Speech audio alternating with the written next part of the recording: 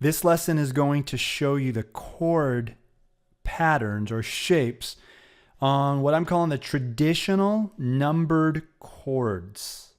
Traditional number chords in G form. G form. And the purpose of this isn't necessarily to learn traditional sounding chords, but it's really more for the advanced guitar player. And it's kind of the beginning studies of what's called chord tone playing. And so here we go.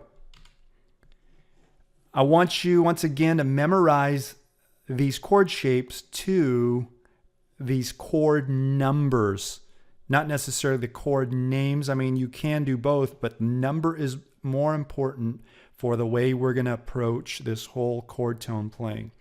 So this is in the G form. Number one is, of course, this traditional G chord pattern.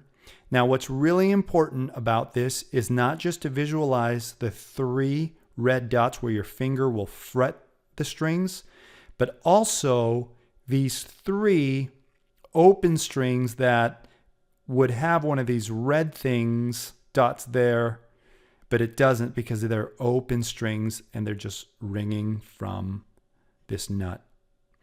That is the number 1 chord. The next chord is the number 4 chord, and the 4 chord looks like this. Once again, there would be a red dot here, red dot here.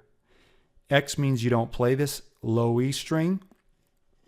But this is basically a C chord, shaped chord.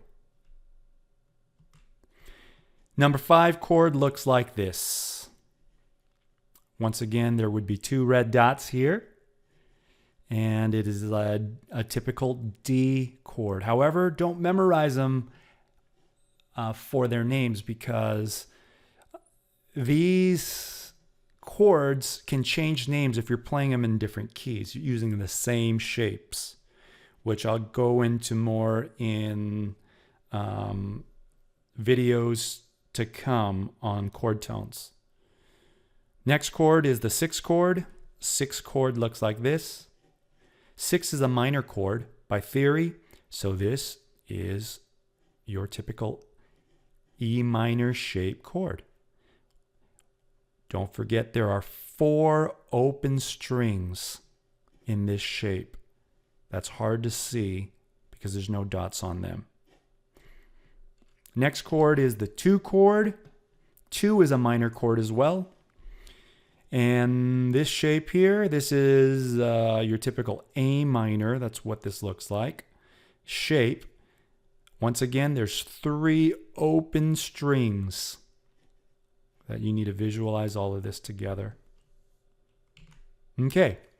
This 3 chord, here's a great example. 3 is a minor chord, and the minor chord looks like this. This line, red line, is like a bar, which represents your index finger that you would use to bar this chord. This is a bar chord. And if you are kind of experienced playing guitar, you'd say that this is a B minor chord. That is right. This is a B minor chord. But if you look at this shape, it's the same as the A minor shape, just moved up 2 frets, which makes it a B minor, even though it is an A minor shape.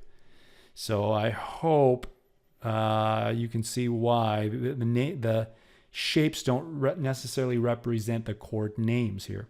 But this, in the G form, is a number 3 chord. And the last chord for these series of chords is what's called a flat 7. Flat 7 chord.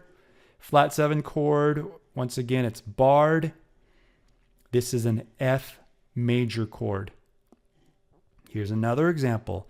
This is actually an E-shaped chord, but moved up 1 fret becomes an F. So I hope that doesn't confuse you too much, but it's just a more like advanced way of looking at guitar chord shapes and how the names of the chords change depending on where you're playing them.